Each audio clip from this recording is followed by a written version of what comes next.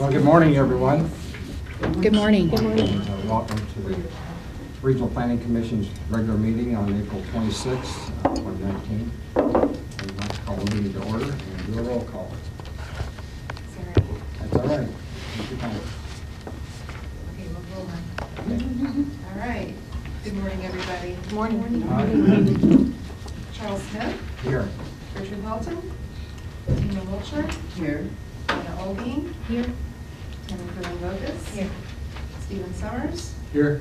Geraldo Rosales. Jim Goss. Diane Marlin. Here. Dennis Roberts. Here. Deborah Feinen. Patricia Avery. Patrick Brown. We have one. All right, very good. Second item on the agenda is the approval for the agenda. I need a motion to approve the agenda, please. So moved. Second. A motion and a second. All in favor? Aye. Any opposed? Then the motion carries. Thank you. Is there any audience participation today? Looking forward to the presentation report.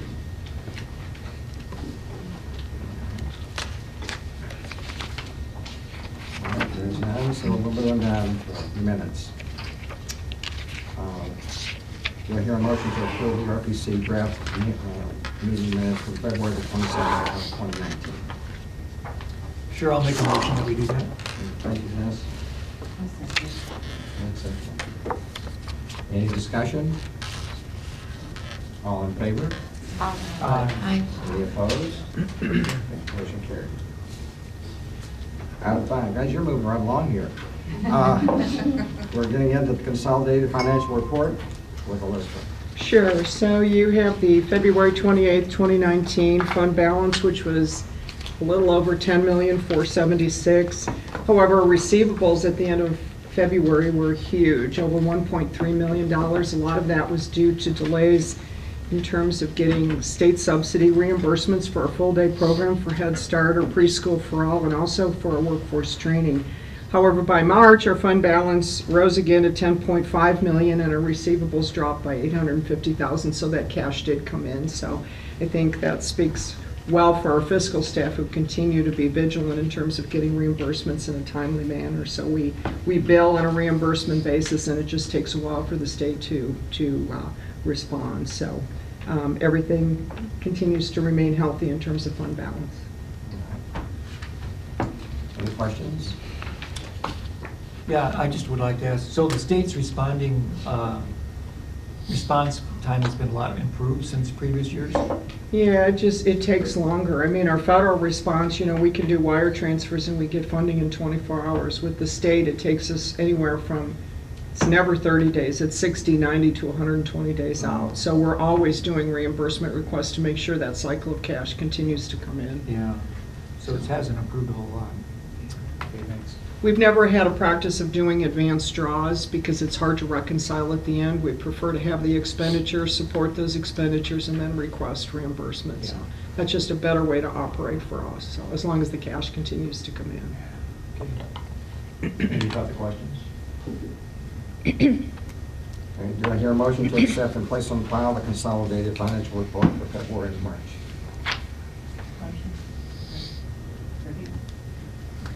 Second? Yeah, I'll do it. Okay, very good. Thank you, guys. Okay, any more discussion? Okay, all in favor? Aye. Any opposed? None, motion carried. Thank you, Board. Moving into item 6, and it's a list of bills.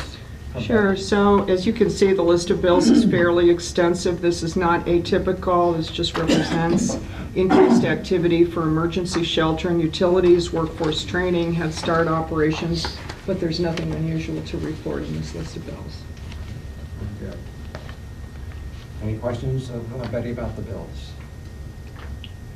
All right, do I hear a motion to accept and place on file the list of bills for February and March of 2019?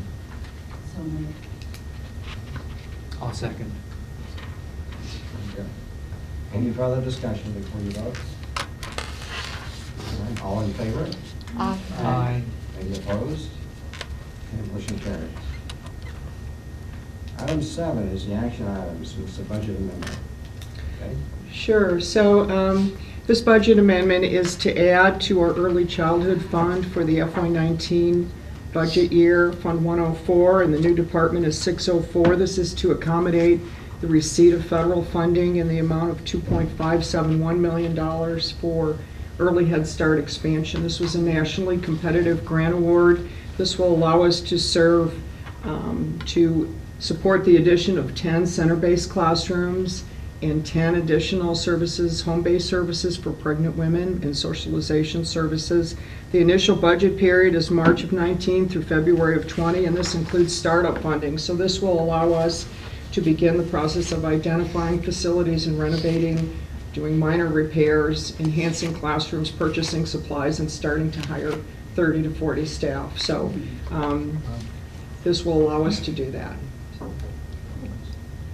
Where do you anticipate these classrooms being at? So that's a good question. We're identifying a number of options right now. We've had some very lengthy discussions with a number of landlords, both private and public, and so we're still identifying that because, as you might expect, although this is 5-year continuation funding, you know, the federal amounts for rent and occupancy are limited. So for us to identify 10 classrooms that are ready to move into is a challenge. So it's not into existing facilities?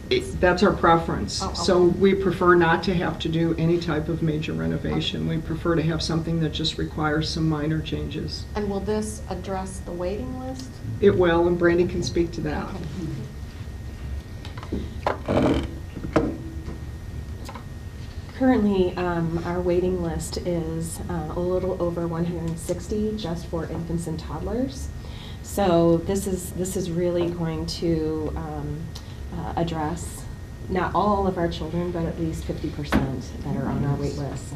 And we are focused in on serving families who are residing, working, and or going to school within the Champaign area. So we're very excited about this. Champaign-Urbana area? Champaign, yeah, Champaign-Urbana area. But we are really focused on serving pregnant teens. So we have been talking with partners in the community about how we can do that. So a lot of exciting services to come to our area. Yes. Yeah, did you say then also that this is going to be addressing those who do homeschooling? Is that, did I get that right or did I not? Brandy. No, what Betty meant was we will be serving pregnant women within their home Within their homes? or within a school setting, whatever that may be, depending on the mother's needs. So it'll be like a visiting service? Absolutely. I see. So currently what we do now is we assign a caseworker to a pregnant woman. Mm-hmm. We go through a curriculum with them, address any kind of concerns that they may have, if they need additional services within the community. We connect them to those services, and we help them all the way through their pregnancy to birth, and then getting them set up within our own program or somewhere else in the community for their, for their baby. Okay, thanks. Mhm. Any further questions? All right. Do I have a motion to approve the early Head Start expansion budget amendment? Second. And a second, very good. I like that, absolutely. Yeah. Okay. Any other discussion before you vote? All in favor? Aye. Any opposed? Motion carried. Item 8 is from Brandy. It's Head Start and early Head Start.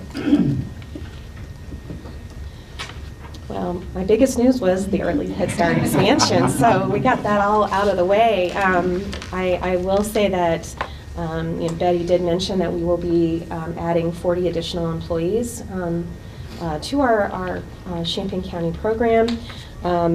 We are in the process of recruiting for children, families, and staff. We are looking at those families who are currently on our wait list, and I believe that we'll fill most of those enrollment spots from our wait list. But we also are preparing for our upcoming school year. We are currently working with staff and parents, creating interviews, video interviews to put out on social media. Hopefully we'll be doing some press releases here soon about early Head Start expansion, and also our other programming that will be starting in September. We do hope to get this early Head Start expansion off the ground September or October. There was a delay in the announcement at the federal level, so we are behind 30 days. So the feds know that, they are understanding of it. Because we have to find facilities, we have to get them set up. We do have some bids that we have to put out into the community for classroom supplies and equipment. But you know, I think we'll stick to our timeline target, which will be September, October. So be looking for us out into the community. If you know of anyone who you know would like a job, send them our way. But we're very excited about this. Lot to be excited about. Absolutely, yeah. This is what we've been striving for. Yes. Any other questions of Randy about the program?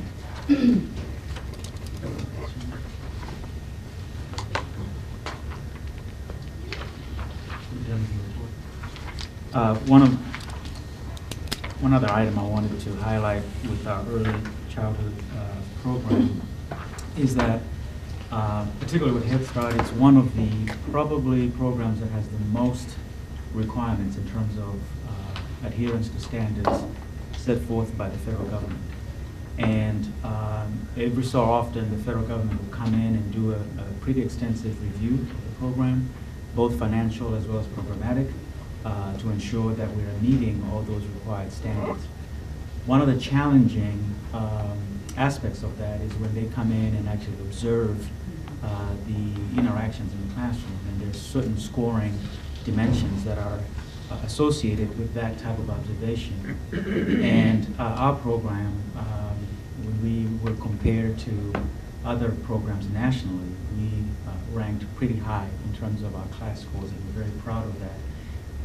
If you don't meet at least the average score, that could actually trigger your program to have to compete for your funding with other providers in the community. And so we're very happy that we at least were able to score pretty high on our class scores. So I just wanted to highlight that.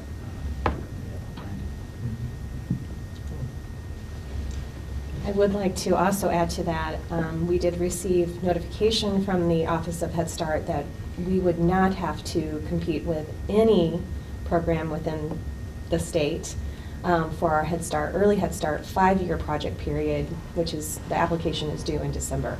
So that's wonderful news. It's as great well. news. Yeah.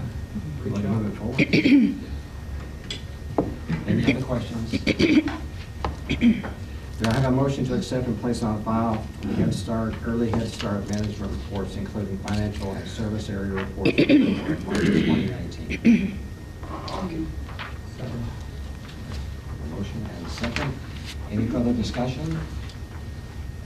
Hearing none. All in favor? Aye. Any opposed? Very good.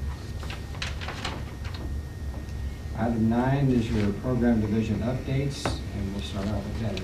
Sure. So Baker Tilly of Oak Brook, who is the county's external auditor, was here for a week. Their whole team of auditors were here for a week. We always welcome auditors. Even though we don't love having them here, they were here for a week. They did look at our major federal program areas, which are Head Start, Weatherization, and LIHEAP. And you know, I did talk to the senior manager before he left, and he didn't think there would be any issues with the RPC. However, they've got the rest of the county to do, but we're always happy to have them complete their field work in the spring so we can move forward. The Illinois Department of Commerce was also here. They did a week-long monitoring review of the CSBG loan program, which is the Community Services Block Grant, and they didn't identify any fiscal or programmatic issues with that monitoring. As we mentioned, we're working hard to implement the expansion program, which includes procurement, facility, equipment, supplies, identify a location, and also recruiting staff. So we're very busy with that. Next is Becky. Okay, thank you. Good morning, everyone. The human resources reports were included in your packets denoting personnel transactions from March 20th through April 17th. The HR department has been quite busy. The HR department recently coordinated the annual employee recognition event that occurred yesterday, where approximately 50 employees were recognized for their years of service. After the meeting, several employees participated in diversity and inclusion training. So yesterday was a great day and a busy day. I have received a lot of very positive feedback from not only employees but the senior management staff. So thank you for that. Our team worked hard, and I'm taking everyone to Black Dog today. So, that's Delizio's favorite too. Okay, so, all right. The HR department is excited to be participating in the Champaign Job Fair with other members of the RPC team, which includes the Workforce Investment Opportunity Act team and Headstart. Headstart will be there recruiting families. The Workforce Investment Opportunity Act staff will be there presenting their programs for retraining and also connections with employers. The job fair will be held on May 9th at the Hilton Garden Inn, where over 70 employers typically participate and 400 job seekers are typically there to attend. We are also working very hard on aggressive talent acquisition strategies for the expansions of the ISC program for Lisa's division, and I think you've all heard the message today. The Headstart program is expanding, and we've got to get as more creative than we ever have to get these positions in place, for which we will.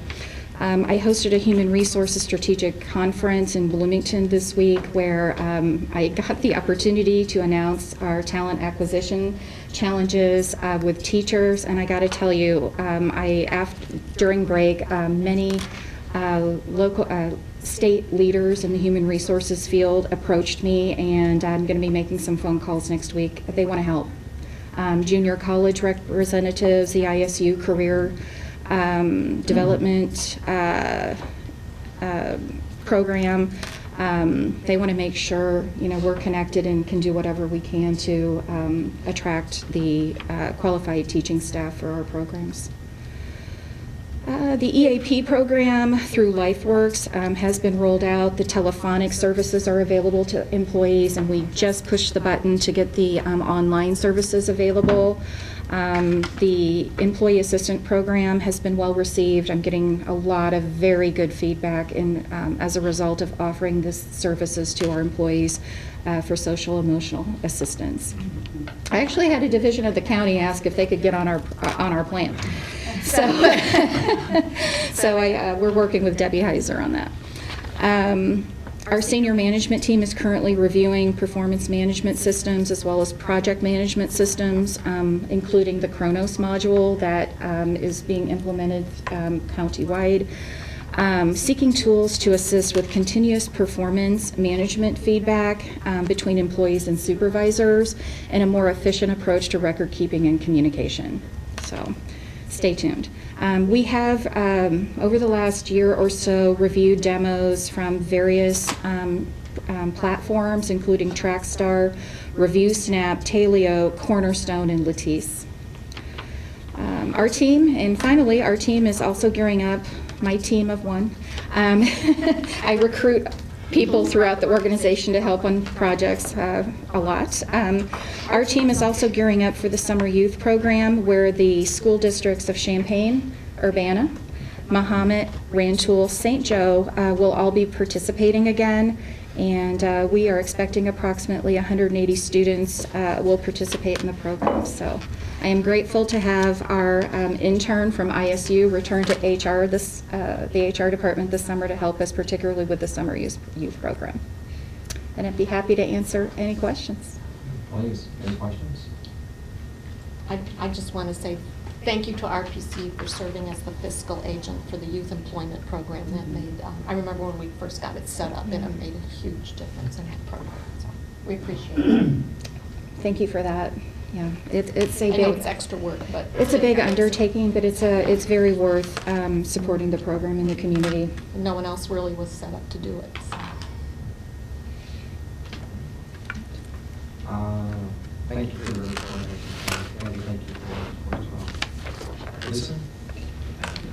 Good morning. So you've heard about a few things. I'm just going to highlight a little bit more. We do have the CU Job Fair that's occurring on May 9th. The Workforce Development Program Manager is the lead on that. RPC is a primary sponsor. As Becky talked about. There's over, I think, nearly 90 employers and lots of individuals that benefit from the CU Job Fair. We are expanding the ISC program into 13 counties, so there's a lot of work invested in that to be ready on July 1 to expand from 3 counties to 13 counties.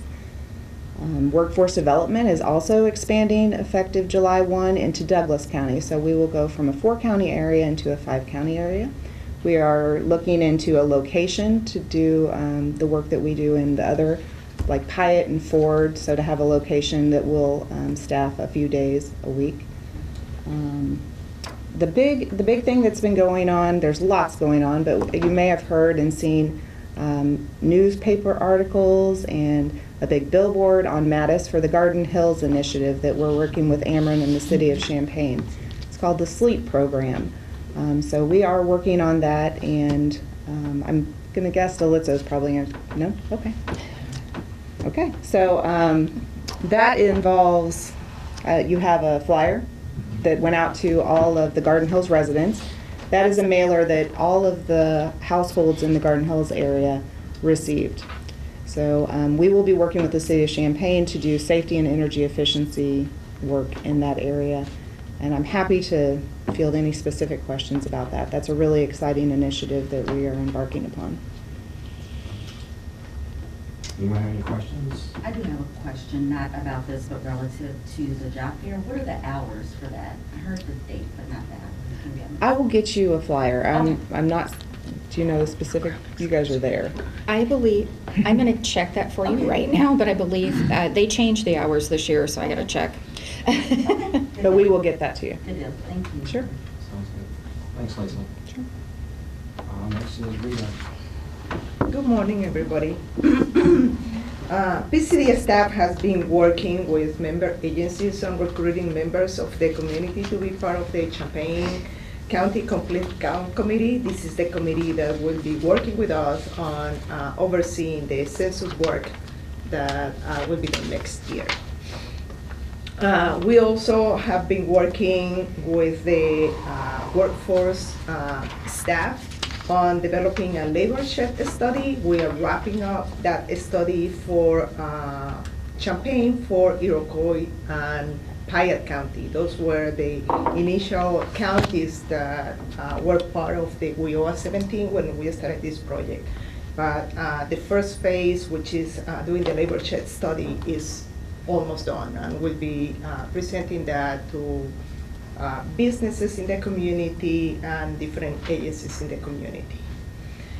Also, this past Tuesday, the governor and IDOT announced the Safe Route to School grants. Rantoul received a $200,000 award for sidewalk improvements and crossing improvements. Yes. Unfortunately, Champaign-Urbana didn't get awarded any infrastructure project. However, the Safe Route to a School project received a $49,000 award to support educational and encouragement activities that improve safety and reduce fatalities around elementary and middle schools in the Champaign-Urbana area. And that's a funding that we have been getting, not RPC. We are part of the Safe Route to School program, but the lead agency is MTD, that we have been receiving for the last almost 10 years. And it's great that we have the money to have the bike rodeos done, to have bike fairs done, to organize Bike to Work Day and all that. Bike to Work Day is coming up May 1st. We'll have 15 stations around Champaign-Urbana and 1 station in San Joe and 1 station for the first time in Mahomet. Registration is open. Our goal this year is to go over the 700 people that we have had in the past. We have been working really hard. RPC is leading this initiative along with the Champaign County Bikes Group. And our hope is to get more than 700 people biking that day and every day when there is good weather. That's for me. With good weather, I'll bike, but with bad weather. I want to remind people that the ITEP grants, that's the Illinois Transportation Enhancement Grants, will be open on October 2nd, and the last day for submission will be December 6th of 2019. All the funding that we will, if we get funding, we'll have to authorize this funding by 2023. Also, this week, IDOT released a call for applications for the Highway Safety Improvement Program for projects starting in fiscal year 2021. The purpose of this funding is to address safety concerns in the community, to reduce fatalities and serious injuries in public roads. The engineers from all your agencies are aware of this funding because I notified them about the availability of this funding. Grants are due June 14. Then we only have less than 45 days to submit the applications. And there is a 10% match for the projects. Also, at the beginning of April, IDOT released a call for planning and research projects. The staff at your different agencies are aware of this funding opportunity.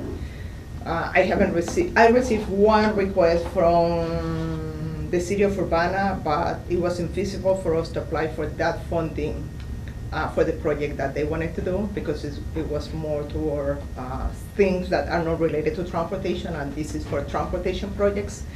But BCD staff is applying for 2 grants that are due this coming Tuesday.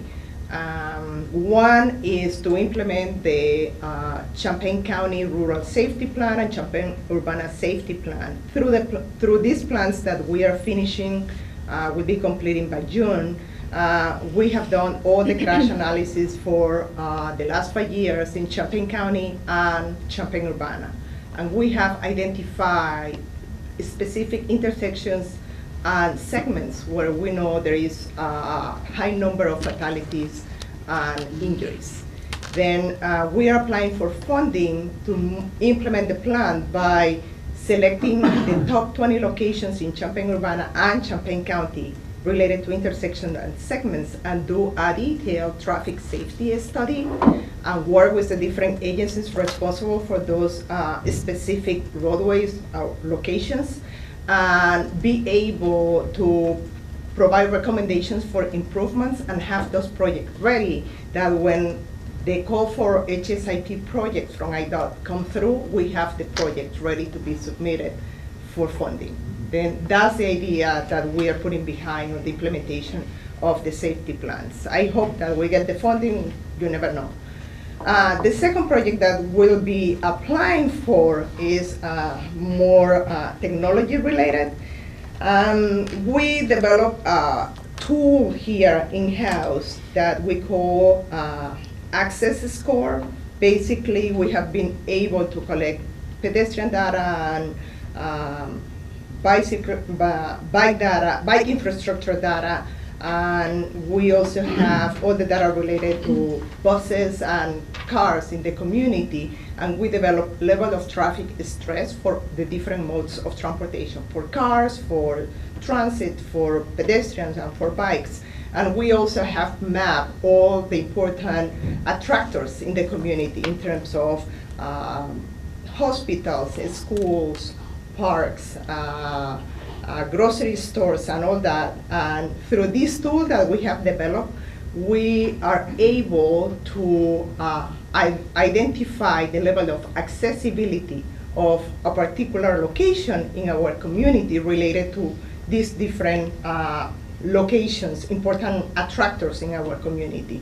Then you can go, we'll have this available on our website that you can select your house and say how accessible is my house if I want to go to car hospital, walking or biking or taking transit or all that is all done with local data by us. Then the idea of the grant that we are applying at this time is basically to develop a collaborative engagement technology that will simulate video games. Our idea is to buy equipment that when we have public meetings, neighborhood meetings, we can provide to the people attending the meeting, and then with that, they can use this tool that we have developed and find out the level of accessibility of their specific locations and start the conversation with us at that level about what are the challenges that they have and record all that information on the technology on the app that we'll be developing using all this technology. It's something that first time that we are doing, but we as a staff that do a lot of public involvement feel that the traditional way of doing public involvement now is kind of obsolete, and we need to move on more exciting technologies that will attract more people, inclusive of children and young people, because they are the ones that we are planning for. Our plan, long-range transportation plan, is for 2045. Then it's for them that we are planning for, and I think this will be more attractive for people, including children and teenagers, to work with us and telling us how they feel, what they want for their community. Then let's see if we get the funding, but that would be interesting. And lastly, the Illinois Center for Transportation put a request for proposal based on an idea that we submitted to IDOT for funding last year, and it wasn't funded. And is for developing policy and design guidelines to plan for connected and autonomous vehicles in our community as part of the development of the long-range transportation plan that we are doing right now. We are evaluating scenarios, measuring the impact of connected and autonomous vehicles will have in the future. Then knowing that they are coming and that we need to be prepared, we want to be prepared by developing policies and design guidelines that will help the agencies in the community to be better prepared for the upcoming of the autonomous vehicles. Then we are responding to the request for proposal. It's a research project. Usually this funding goes to researchers at the university. Then we know that we'll be competing with researchers at the university, but we are sending out our proposal and fingers crossed to see if we get the proposal, because it was originally our idea. I think that's it that we have right now. Any questions? Yes. Yeah, Rita, so it's really obvious that you're a department that has a lot of creative thinking going on, and could you tell me, or could you give us a little bit of an overview about how you develop ideas, where the ideas come from? Do you have staff meetings which talk about possible scenarios that you would like to develop as a group, or do you read about these in articles, and get ideas from articles, and then who is it in your department that approves beginning the research and actually doing the work to create these programs, which obviously are extremely cutting edge and interesting? I could say all of the above. All of the above. Okay, well, tell me whatever you do. We have regular staff meetings. Yeah. I have a very talented team. I'm very proud of the team that we have. We have very talented team, and we have great interns. Then we have regular staff meetings where we discuss ideas and projects. And for what we are regularly doing, we do a lot of literature review.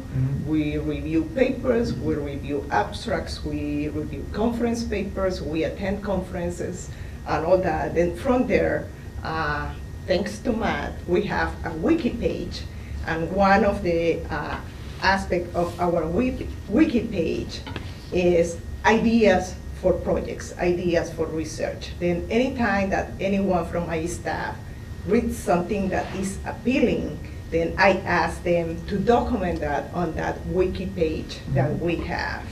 Because as I told them, our funding to pay for the staff that we have at this time, secure is only, if I can say secure, is only 40%. That's the funding coming from the federal government to fund the NPO. But the other 60 to 65% of the funding is coming from grants. Then we need to be cutting edge to be able to secure the funding to keep the staff that we have. And that's something that I tell my staff when I hire them. When I interview them, I make clear to them, hey, I'm hiring you at this time, but I have funding to support you only for 2 years. Then my challenge to you is to look for projects that are attractive to you, that will pick your brain, and then work on that, and will help you with all that, because we have a team with a different set of skills. Then we have that wiki page, we have our regular staff meetings, and we attend conference and review documents and papers and all that. At the same time, any time that there is a call for projects, depending on the type of funding that is available, I usually call a meeting of my staff and say, hey, of all these ideas, which one do you think will be the best to apply for funding based on the call for projects that they are doing? And that's the way that we discuss it, and then we decide, okay, who wants to be involved in this initiative, and from there we develop the whole idea. Well, I just love the way you nurture creative ideas and come up with interesting solutions, which then can be applied not only to the local area, but probably nationally. I imagine you probably present at conferences, and most, in my experience, the problem with a lot of staff-driven projects is that you don't have time to be creative. You don't have the encouragement to be thinking outside the box so often, and to nurture that. And of course, I realize that a lot of the time that you spend is based on successful grant acquisition. Mm-hmm. So hopefully there are seeds within the packet that you go through that are going to sprout and actually provide funding in the future. I suppose you've had dry years as well as bountiful years? I would say that when I started here, and this is the story that I tell all my staff, when I started here almost 20 years ago, the PCD division was 1%. Today, we are over 20 people working there. And I have never laid off anybody in the division due to the lack of funding. Well, And I'm congratulations. very proud of that. It's very cool. That is very cool. Thanks for sharing. Okay, thank you. Well, I personally like the idea that you have a leadership role, first of all, but secondly, inside that leadership role, you're encouraging the creativity of your staff, because that's the very element that drives everything forward, and being able to anticipate changes for the future. Well, my thinking is that if you bring a staff on board and they are going to do the same thing over and over again, they get sick and tired of doing the same work, and they get bored. And this is a way of keeping people excited about the work that they are doing and loving what they are doing. Okay. Board, do you have any questions of these ladies about their reports? Are there any questions? All right, there are none. I'll ask for a motion to accept and place on file the 4 division updates for fiscal, human resources, community services, and planning and community development. Is there a motion? I'll make that motion. Second is any further discussion? There being none, all in favor? Aye. Any opposed? Thank you, motion carried. Item 10 is our CEO management report. What's up? Thank you, Mr. Chairman and members of the Commission. Following that very robust report, I'm now going to go through my report. Just want to highlight a few items because there's a presentation under my report. The first is that I was part of a national summit on immigration, which was held in El Paso, Texas. We had an opportunity to go across to Ciudad Juarez. Ciudad Juarez. Ciudad Juarez, to observe firsthand the crisis, if you will, that is being experienced over there. So that was last month. I also did have an opportunity to go to Washington, D.C. and met with our 2 congressional offices and presented to them information related to some of our key social service programs, workforce, Headstart, community services block grant, LIHEAP weatherization programs. Contemplating going back next month, no, in June, with the Champaign County first group, which the focus on that trip will be primarily around transportation and infrastructure. You heard from Ms. Benson's report related to the expansion of the ISC program. We were expanding to 13 counties. There has been some hiccups here and there with us proceeding with that, in the sense that there was a lawsuit filed in the Metro East area due to one of the providers that was not successful in being named as a provider. But there was also legislation introduced in the House of Representatives in Springfield by the Assistant Majority Leader, Jay Hoffman. And essentially what that legislation proposed to do was to undo the restructuring that the Department of Human Services had embarked upon, which resulted in us, through a competitive process, acquiring the 10 additional counties to serve through this program. Upon review of the legislation that was introduced in the House, we did observe that the language, if indeed the legislation were to pass both chambers and signed into law by the governor, it would have essentially excluded our organization from participating in this program, because it only recognized not-for-profit organizations as being the providers of that program. And so I did draft an amendment to the bill itself. I did have a conference call with Representative Hoffman and staff in the Speaker's office. They agreed to accept the language, and it was filed as an amendment to the bill itself. Right now, the bill has stalled. It's on second reading in the House because there's been negotiations that have taken place between that agency in the Metro East, as well as the negotiations facilitated by Representative Hoffman with the Department of Human Services. We don't know the particulars of what has been negotiated. We're not sure if that's going to impact us in terms of moving forward with the expansion into these 10 counties. We have been advised by the Department of Human Services to proceed with, hiring staff and everything else that's related to this expansion. I am paying very close attention to the bill, because as you know, with things in Springfield, today you might have an agreement not to move certain legislation, and next thing you know, tomorrow a bill has passed. So, but we will be paying very close attention to that, particularly to ensure that if it does pass, that it does include the language that we proposed to acknowledge units of local government as well as being providers of this program. The last thing I do want to highlight, and the mayor left before I did this personally, she and I will be running tomorrow in the Illinois Marathon. I think she's running in the 10K and I'm doing the half marathon. She's walking. She's walking. I don't know if anybody else is, but we're looking forward to that. With that said, I'd like to introduce Matt Yoder. He's got a brief presentation to you. This is related to something that was presented to the commission a few months ago, and that is the development of a community data portal.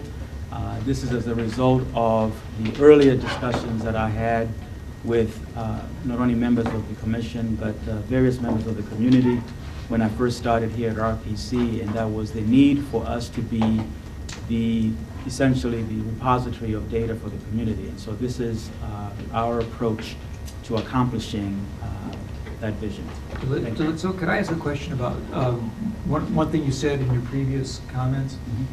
So you went to Ciudad Juarez and was studying the immigration issue.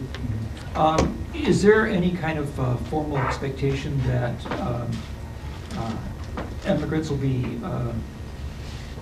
encouraged to travel to and arrive at sanctuary cities? We did not get into that specifically. I think the purpose of this summit was to get a better understanding of how organizations like ours that have social service programs, what is it that we can do within the law to serve the immigrant population. Okay. And though this summit was held at a border town, we realized that this is not only an issue affecting those communities, but that, there are immigrants in pretty much a lot of various communities. And so this was really to try and understand what is it that we can do to help and to serve. Mm-hmm. We did have an opportunity to hear from, and this was off camera, from 2 young women that came to El Paso from Juarez, and very, very, very touching story in terms of what had happened to them, and that resulted in them leaving their community to come to El Paso, Texas. Okay, great. I asked because Urbana is a sanctuary city. Mhm. Oh. Yeah. Good morning. I'm excited to share with you a little bit about this new initiative that we're calling the Champaign County Regional Data Portal. The goal of this project really is to create a comprehensive catalog of data for our region, public data. So we want this to be sort of a one-stop shop for people who are looking for information about Champaign County or East Central Illinois to be able to come to this website and find it. We want to encourage openness through providing open data, and also to reduce the amount of time that our staff and other agency staff have to spend responding to data requests. The software that I'm going to show you in just a minute is called SeekAn, and it's an open source tool that we're using. It's the same software that powers many of the big open data portals, data.gov, the Illinois Open Data Portal. So it should look familiar if you've visited any of those sites. And one of the nice features about that is that it allows us to aggregate data from other data portals, and I'll talk a little bit more about that in just a minute. The idea is that this tool will be hosted by us at RPC, and that will then provide access to all of the member agencies to participate in this project. There are 2 different ways that agencies can participate. If you're part of an agency that has its own data portal, we can set up the regional data portal to actually go and catalog data sets that are already listed in that data portal. And I'll show you an example of that in just a minute with the city of Urbana. If you're not part of an organization, or if you're part of an agency that doesn't have its own data portal, we can also use the regional data portal as kind of your primary place to host data. So we can set up your staff with an account. They can fill out a web form, upload a spreadsheet, and be able to share data in that way. So that's a second way to participate. So with that, I'm going to actually flip over to the website and do a little bit of a demonstration. This is the URL. It is live, so you can visit this now. It's data.ccrpc.org.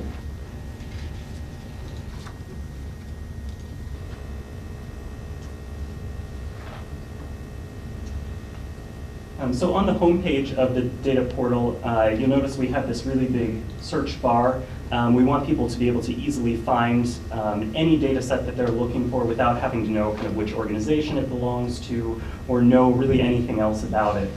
So all of the data is searchable. We also allow people to browse by organization. So right now we have RPC and the city of Urbana here. We're hoping to add all of the other agencies as we move forward with this. And then we also allow people to browse by topic. And right now, these are just the categories that we use on our RPC website. Probably as we get additional data sets, we'll need to change those or expand them. But this is kind of where we've started in terms of the topics that we provide. So data sets are really sort of the building block of this site. And like I said, we can search for them. So I'll just show you kind of a sample search. If we search for transportation, we see it looks like 13 different data sets that we have currently related to transportation. And clicking into one of those, we get some more details. We have a description of the data set. This particular data set is one provided by RPC related to completed transportation projects. Under data and resources, we can have one or multiple files associated with this particular data set. So this one just has a single file. And then we have some tags and some metadata about the information. If I go to preview, then we can actually see what this data set looks like. So this is spatial data about the locations of transportation projects. We can click on one and get some more information about this particular project. And there's also the ability for people to download this data set and use it for research or for whatever they need.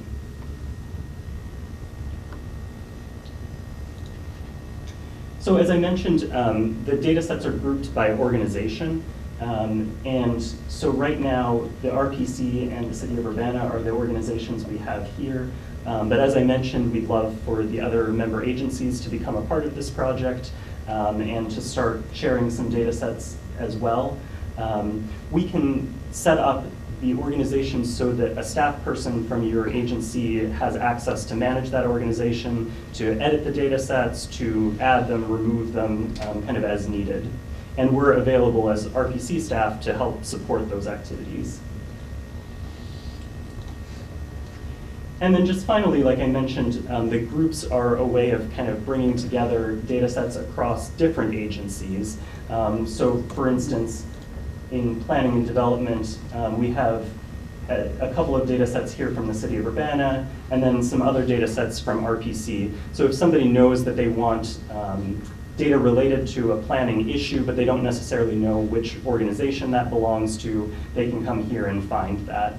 And we'll continue to update those categories as we get new data in the site.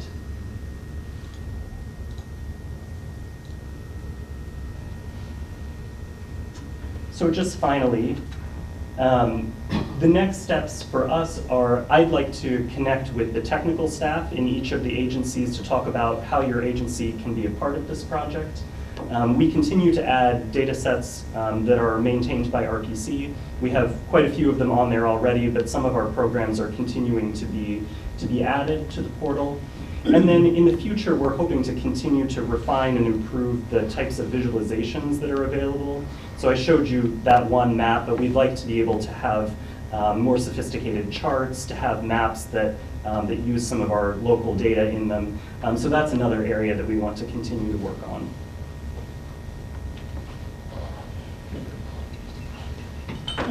Any questions of Matt?